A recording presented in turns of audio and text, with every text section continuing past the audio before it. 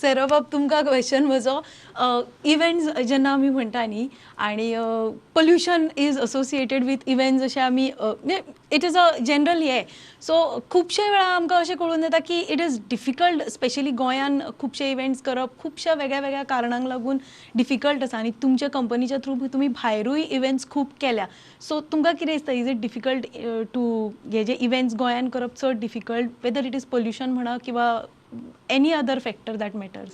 No, I think Goa is one of the most beautiful and wonderful place where you have lovely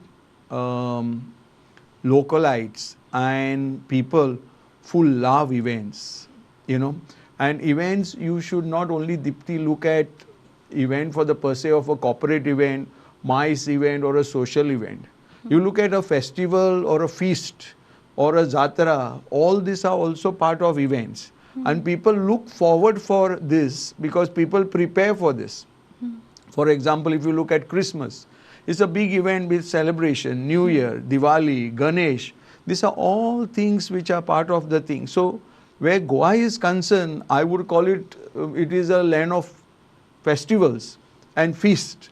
So here, the mood of the people, as I told you, are already into events and they are very happy. And as event managers for us, beside few